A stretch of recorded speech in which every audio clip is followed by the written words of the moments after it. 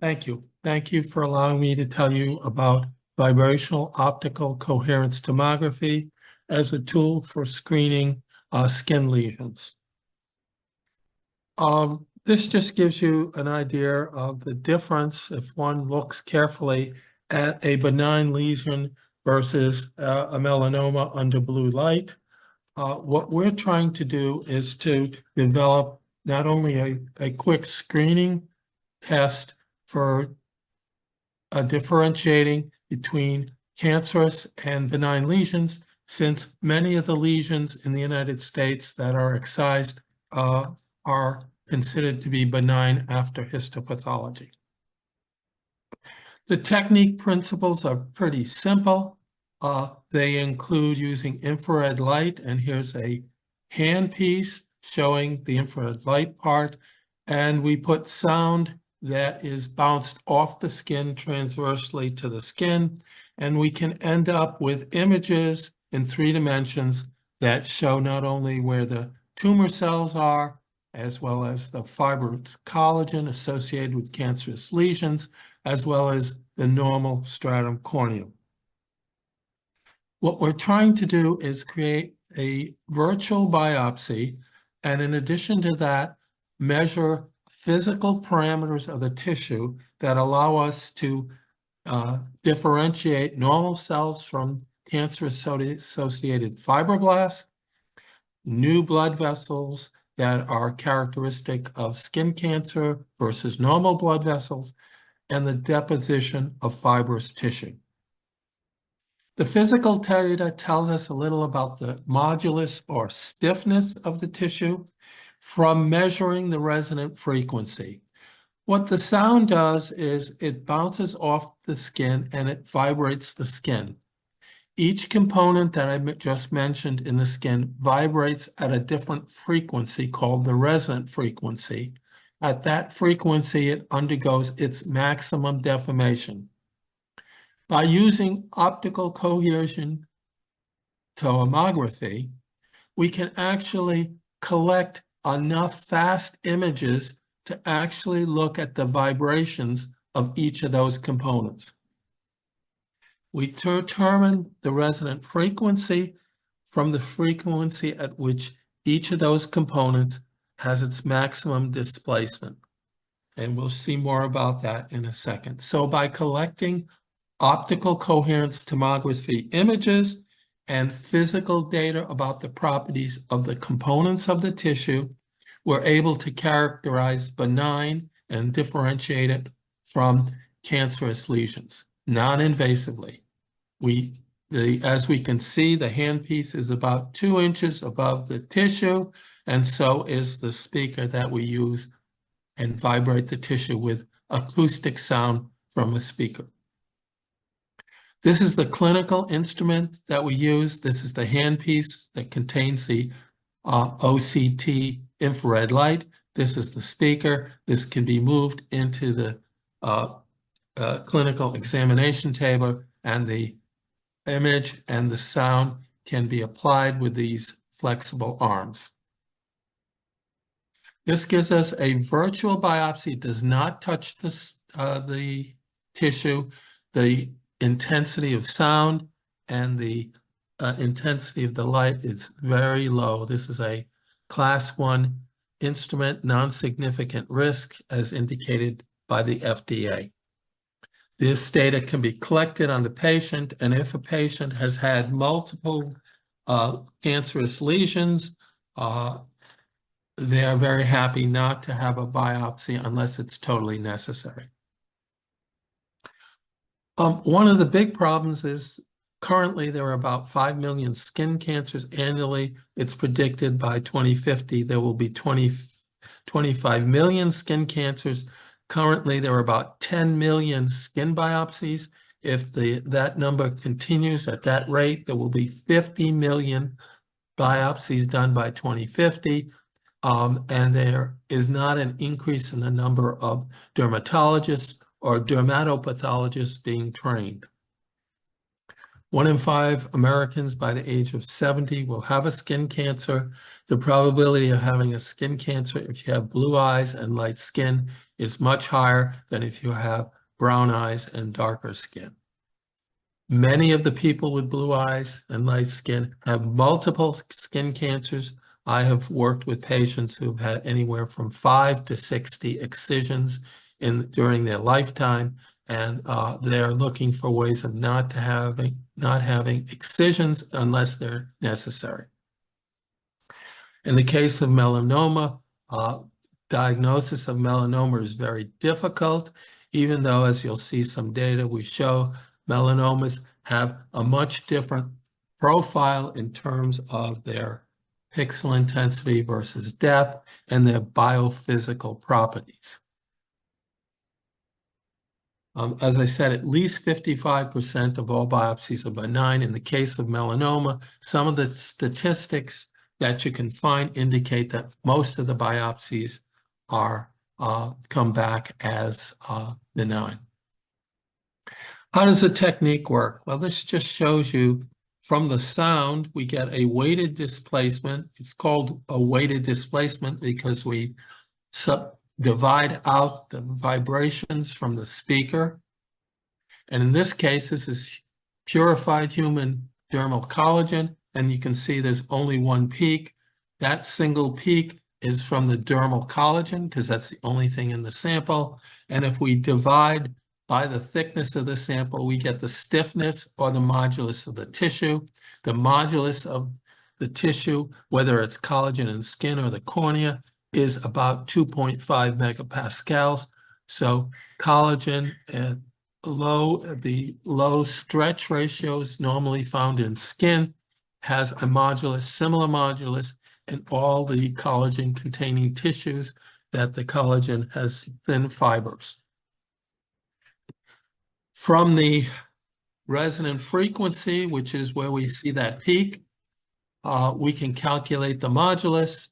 And if we divide the resonant frequency squared plus this constant, we can get the stiffness or the elastic modulus. It's important to understand that we're measuring the elastic modulus, which is a material's property, by looking at the in-phase deformation with the sound. And as I said, the elastic modulus of collagen in most tissues is about 2.5 megapascals at low stretch ratios. So by combining an OCT image, this is an OCT image of my normal skin, we can see the stratum corneum, which turns out to be yellow. We can see all the way down here to the reddy pegs in normal skin, and the blue material is the papillary collagen, and combining it with a measure of the weighted displacement from the OCT instantaneous image versus frequency, we see that normal skin is composed mostly of collagen, type 1 collagen, and we get a peak at about 100 hertz, and the modulus is about 2.5 megapascals. In contrast, if we look at a melanoma, we can see the image is quite different. These images, OCT images, have been color-coded in proportional to the pixel intensity from the image, and we get a different image. We don't see a continuous yellow stratum corneum.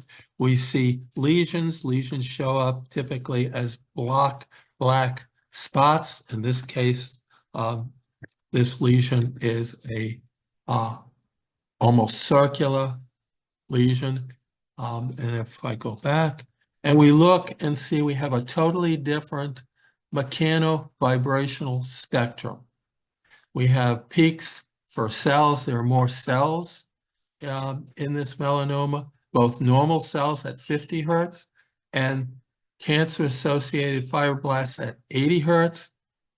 We have a small collagen peak. We have a peak at 130 hertz, characteristic of new thin blood vessels associated with cancerous tissue.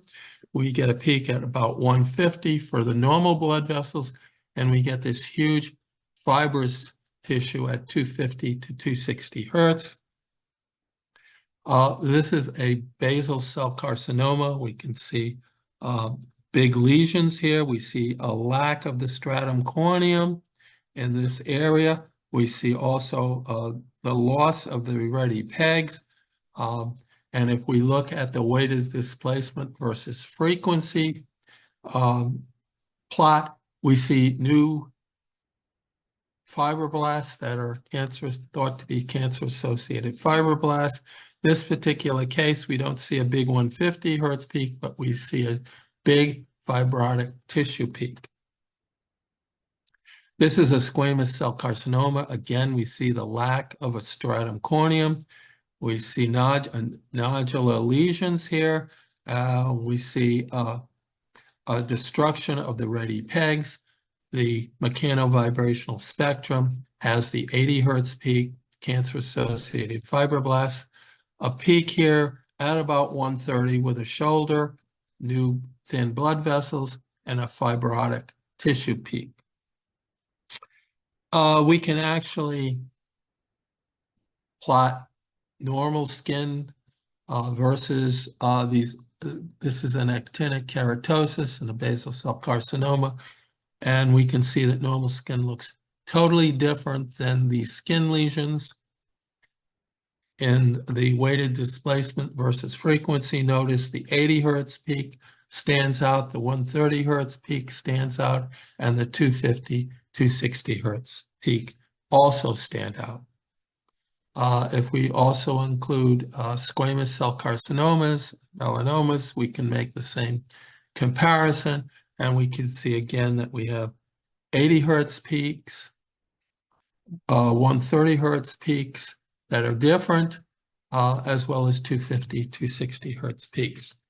So from our studies of over 100 lesions, we're beginning to see that all cancerous lesions are characterized by 80 hertz peaks, 130 hertz peaks, and 250, 260 hertz peaks that are not present in normal skin. And of course, there's some background in normal skin. These are all statistically different. We can use machine learning to try to calculate the sensitivity and specificity of using the weighted displacement versus frequency. One of the issues that does arise is it depends on the model that you use. And what we've decided is that there's other ways to analyze the data, but we can get sensitivity and specificity between 80 and about 90% using this data that we generate.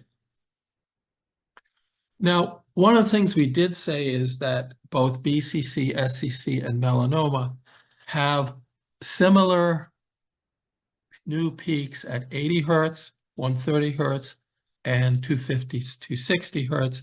It turns out if we look at the ratio of these peak heights that we can differentiate SCC from BCC and melanoma by taking a ratio of the 80 hertz peak, which is the normal cells, and the 50 hertz peak, which are normal cells, the 80 hertz peak, which are these cancer-associated fibroblasts. And this allows us to identify SCC and differentiate it from BCC and melanoma.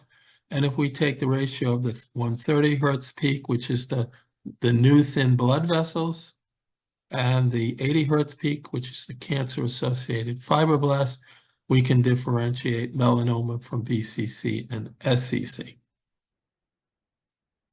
Now, one of the things that we discovered and is useful in this technique, since we can get images of the lesion centers, we can get images of the lesion edges.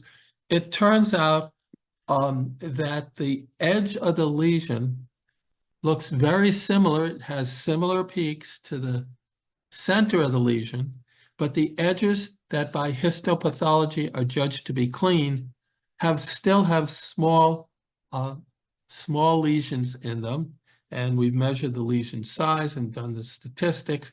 So the biggest difference between the clean edge and the center of the lesion with melanomas is the size of the lesions that we see, the nodules.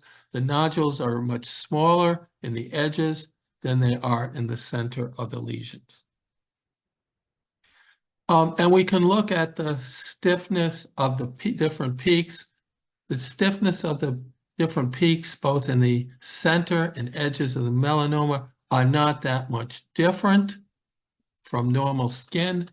The difference is in the amount of those peaks, and the height of the weighted displacement versus frequency peaks is proportional to the amounts.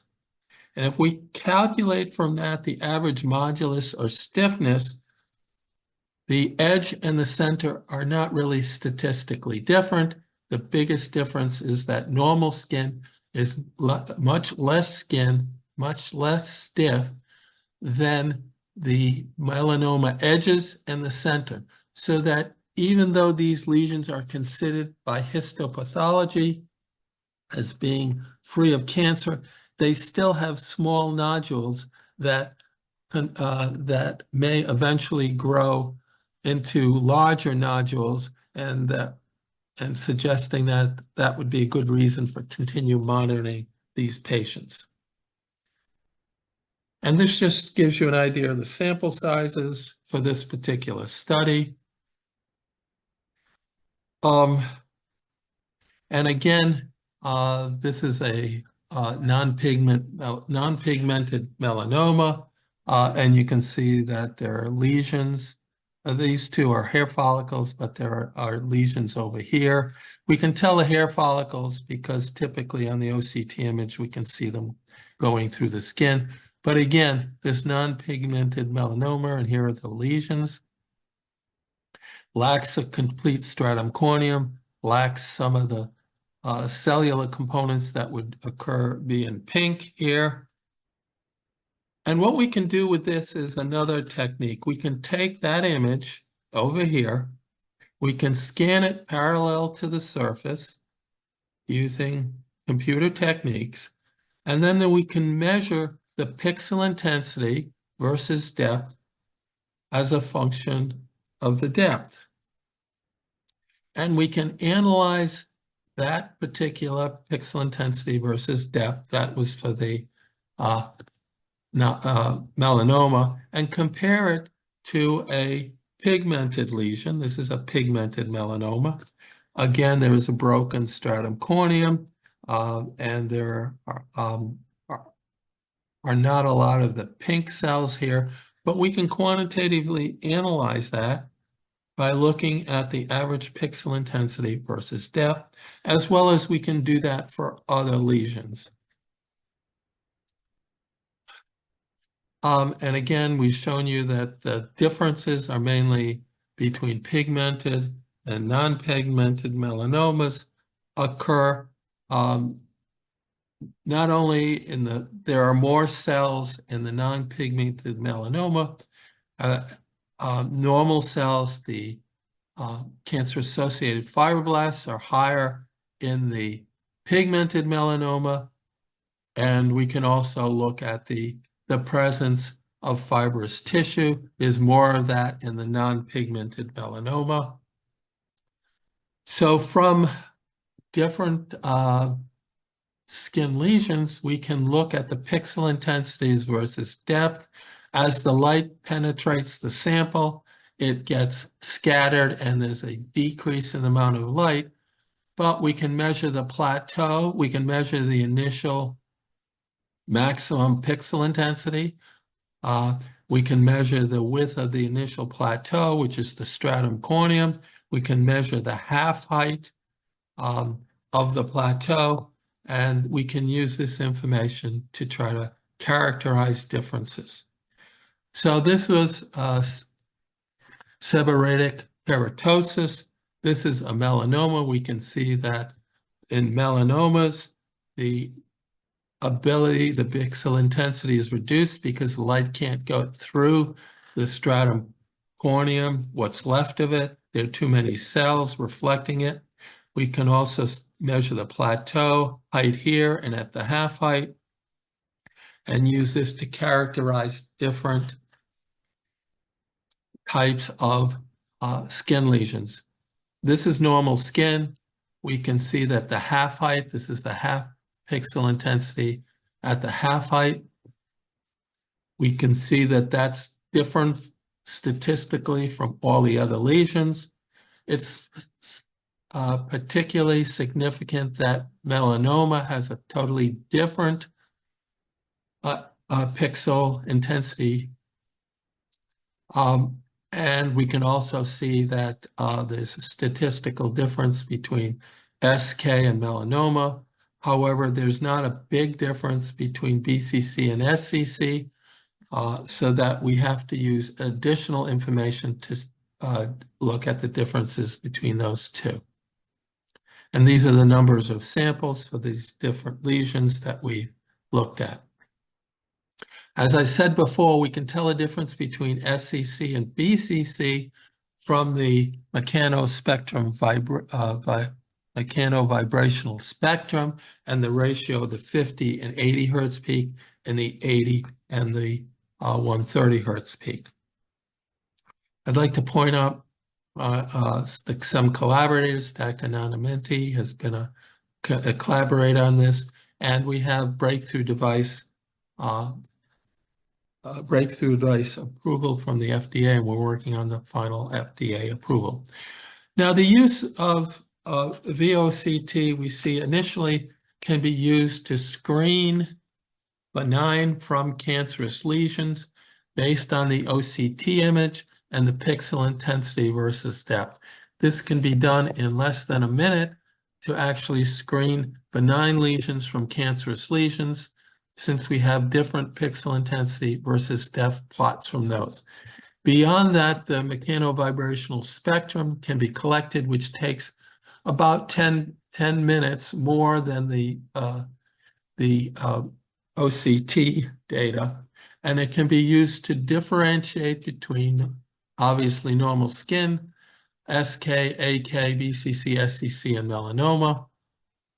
That requires more time, but if there's a concern that just screening for a lesion is that does not look like it's benign, additional data can be collected. This data can be collected remotely. All we need is someone at the site with the patient to focus the instrument, just like focusing a microscope, and the data can be collected remotely and analyzed remotely, and a report can be sent back to even a general practitioner who is screening patients, rather than trying to send them to dermatologists when the waiting time for seeing a dermatologist can be between 6 months and a year. The mechanovibrational spectrum of each skin lesion is different. It's different in the heights of the different peaks, although all the cancerous lesions do have 80 hertz, 130 hertz, and 250, 60 hertz peaks, which are characteristic of all cancers, suggesting that the mutations lead to cancer-associated fibroblasts, new thin blood vessels, and fibrotic tissues in all cancerous lesions, and it's just the particular cell types that are causing the mutations that cause differences in the heights of the peak. We have found that even though there have been described based on dermoscopy of 26 types of different basal cell carcinomas, they all have similar mechanovibrational spectra. It's just the morphology of the lesions is different and not the characteristics. The OCT can identify normal skin cells, cancer-associated fibroblasts, new cancer-associated blood vessels that are typically thinner and less organized, and fibrotic tissue.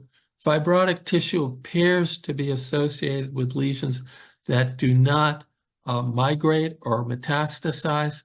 It seems to prevent the movement of the new cells and the new blood vessels. We can use pixel intensity versus depth plot to differentiate among benign and malignant lesions. Along with mechanovibrational data, we can separate out the different types of cancerous tissues. Mechanovibrational data and pixel intensity data together can be used with AI to analyze skin lesions, We're a little concerned that the analysis of skin lesions with AI and machine learning depends on the model used, and that the usefulness of this technique is you can get an image to actually look at the tissue and collect physical data to make sure that you can use your visual skills to understand and define what the lesion is, and you just don't go blindly into an AI program, which, depending on the model used, may give you different results.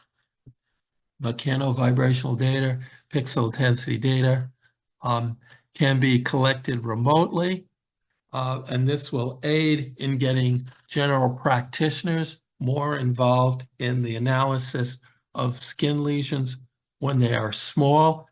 27% of all US citizens have blue eyes, and they should be screened early in life before they get to 50 or 60 years old, where they may have lesions all over their body that have to be looked at, and perhaps every 6 months by a dermatologist. I thank you, and I'll be glad to answer any questions that you may have.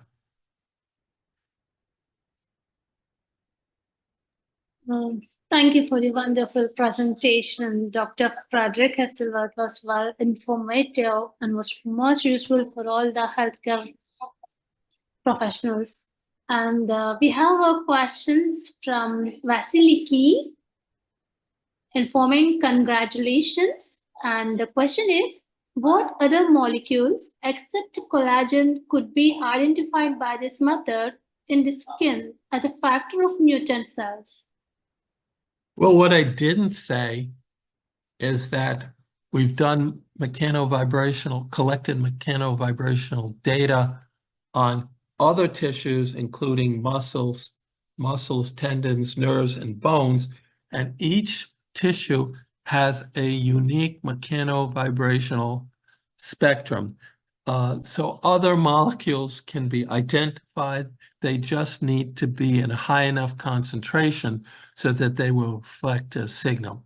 For instance, muscles have a characteristic resonant frequency of about 350 hertz. Nerves, I believe, are about 450 hertz, and obviously bone is much higher. It's closer to 900 hertz. As long as since sound will penetrate through the body and it will be reflected up to the surface, and it will vibrate the skin at those frequencies, as long as there's enough of the molecules to reflect the sound, we can determine the resonant frequency.